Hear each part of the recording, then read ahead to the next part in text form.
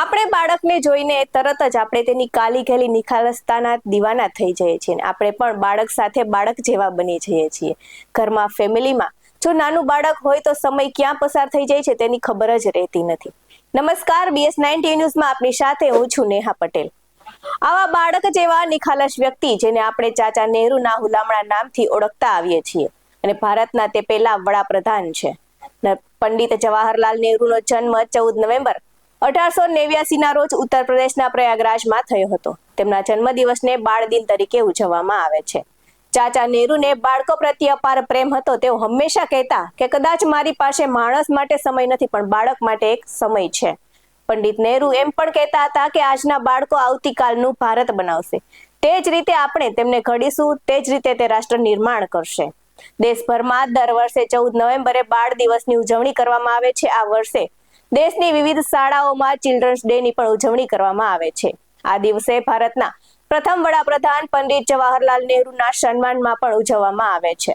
બાળ દિવસ બાળકોના અધિકારો સાંભળવા અને શિક્ષણ વિશેની જાગૃતિ લાવવાનો પ્રયાસ કરે છે. બાળકો દેશનું ભવિષ્ય છે અને તેને ધ્યાનમાં રાખીને દેશભરમાં અનેક કાર્યક્રમો આયોજન કરવામાં આવે છે. દર વર્ષે રાષ્ટ્રપતિ ભવનમાં દેશભરમાંથી આવેલા બાળકો સાથે રાષ્ટ્રપતિ મુલાકાત કરે છે. બાળ દિવસના અવસરે રાષ્ટ્રપતિ બાળકોનું મનોબળ વધારે છે અને તેને સારા કાર્યો માટે પ્રેરિત કરે છે. 11મા રાષ્ટ્રપતિ ડોક્ટર APJ અબ્દુલ કલામ દેશના વિકાસ માટે બાળકોના વિકાસ હોવું જરૂરી છે તેવું માને છે. તેમણે અનેકવાર સંદેશો આપ્યો છે કે દેશનો વિકાસ બાળકના હાથમાં રહેલો છે. આ દિવસે બાળકોના સામાજિક કૌશલ્યને વધુ સારી રીતે નિખારવા વિવિધ રમતો અને કાર્યક્રમો પૂરા દિલથી પ્રદર્શિત કરવામાં આવે છે. શાળાઓ ઉપરાંત કોલેજો અને શૈક્ષણિક સંસ્થાઓમાં બાળ દિવસના દિવસે તેનું આયોજન કરવામાં આવે છે.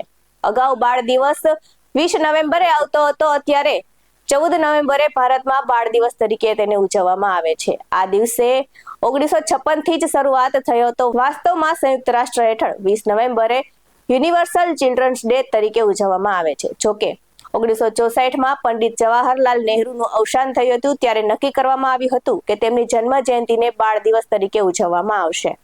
જવાહરલાલ નહેરુએ બાળકોના શિક્ષણને પ્રોત્સાહન મળે, જેના કારણે તેમને IIT, AIIMS અને IIMS ની સ્થાપના પર ભાર મૂક્યો હતો. ભારતીય સંસદે એક ઠરાવ પસાર કરતી વખતે દેશના વડાપ્રધાનની જન્મ જયંતિને બાળ દિવસ તરીકે નિયુક્ત કરી છે. આ જ કારણ છે કે ત્યારથી લઈને આજ સુધી દેશમાં 14 નવેમ્બરને બાળ દિવસ તરીકે ઉજવવામાં આવે છે.